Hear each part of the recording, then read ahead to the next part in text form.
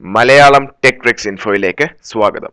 Series hydraulic സർക്യൂട്ടും parallel hydraulic സർക്യൂട്ടും തമ്മിലുള്ള വ്യത്യാസമാണ് നമ്മൾ ഈ വീഡിയോയിൽ പഠിക്കുന്നത്. ഇതൊരു ആനിമേഷനാണ്. നമുക്ക് ആദ്യം പാരലൽ ഹൈഡ്രോളിക് സർക്യൂട്ട് കാണാം. ഇതൊരു ഹൈഡ്രോളിക് ടാങ്ക് ആണ്. ഹൈഡ്രോളിക് ടാങ്കിൽ നിന്ന് ഓയിൽ പോകുന്ന വഴിയാണ് ഈ കാണിക്കുന്നത്. ഇവിടെ ഒരു ഹൈഡ്രോളിക് റാമുണ്ട്, താഴെ രണ്ടാമത് മറ്റൊരു ഹൈഡ്രോളിക് റാമുണ്ട്.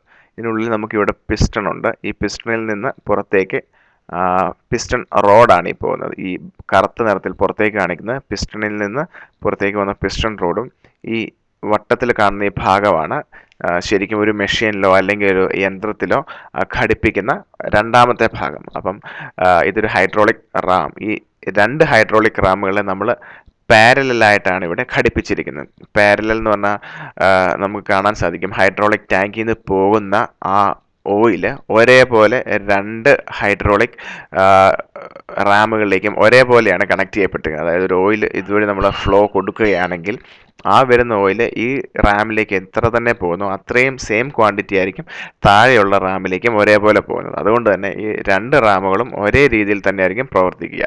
തിരിച്ച് ഇത് അകത്തേക്ക് മൂവ് ചെയ്യുന്ന അവസ്ഥയിൽ ഈ നീല ലൈനിലൂടെ ആയിരിക്കും ഓയിൽ തിരിച്ച് ടാങ്കിലേക്ക് കടന്നു പോകുന്നത്. അപ്പം ഒരു പാരലൽ ഹൈഡ്രോളിക് സർക്യൂട്ടിൽ നമ്മൾ കണക്ഷൻസ് കൊടുക്കുകയാണെങ്കിൽ അതിൽ വരുന്ന ഹൈഡ്രോളിക് റാമുകളെല്ലാം ഒരേ രീതിയിലായിരിക്കും ഫങ്ഷൻ ചെയ്യുന്നത്. അടുത്ത് നമുക്കൊരു സീരീസ് ഹൈഡ്രോളിക് സർക്യൂട്ട് കാണാം. ഇവിടെ കാണാം ഹൈഡ്രോളിക് ടാങ്കിൽ നിന്ന് പോകുന്ന ഓയിൽ ഈ ചുമന്ന ലൈനിലൂടെ ആദ്യം മുകളിലുള്ള ഹൈഡ്രോളിക് റാമിൻ്റെ റോഡ് സൈഡിലേക്കാണ് കയറുന്നത്. കാരണം ഇതാണ് പിസ്റ്റൺ റോഡ് വരുന്ന സ്ഥലം. അതുകൊണ്ട് പിസ്റ്റൺ റോഡ് സൈഡിലേക്ക് കയറുകയും ഹെഡ് സൈഡിലേക്കുള്ള ഓയിൽ ഇറങ്ങി തിരിച്ച് രണ്ടാമത്തെ ഹൈഡ്രോളിക് റാമിൻ്റെ ഹെഡ് സൈഡിൽ കയറുകയും അവിടെ നിന്നുള്ള ഓയിൽ റിട്ടേൺ ലൈനിൽ കൂടെ ടാങ്കിലേക്ക് പോവുകയാണ് ചെയ്യുന്നത്.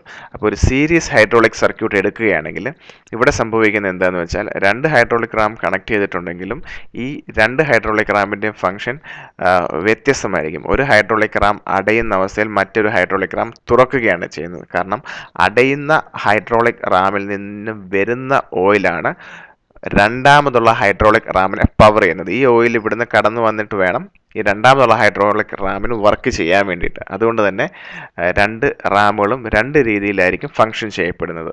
ഇതാണ് ഒരു സീരീസ് ഹൈഡ്രോളിക് സർക്യൂട്ട്. അപ്പോൾ ഒരു സീരീസ് ഹൈഡ്രോളിക് സർക്യൂട്ടും ഒരു പാരലൽ ഹൈഡ്രോളിക് സർക്യൂട്ടും തമ്മിലുള്ള വ്യത്യാസം ഒരു ഹൈഡ്രോളിക് റാമിൻ്റെ കണക്ഷനിൽ നിങ്ങൾക്ക് മനസ്സിലായി എന്ന് വിശ്വസിക്കുന്നു.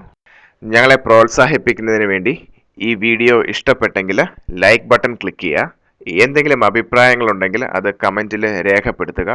മുകളിലുള്ള സബ്സ്ക്രൈബ് ബട്ടൺ ക്ലിക്ക് ചെയ്യുകയാണെങ്കിൽ കൂടുതൽ ടെക്നിക്കൽ വീഡിയോസ് അപ്ലോഡ് ചെയ്യുമ്പോൾ അത് നിങ്ങളുടെ ഇമെയിലിലേക്ക് വരുന്നതായിരിക്കും. ഈ വീഡിയോ കണ്ടതിന് നന്ദി.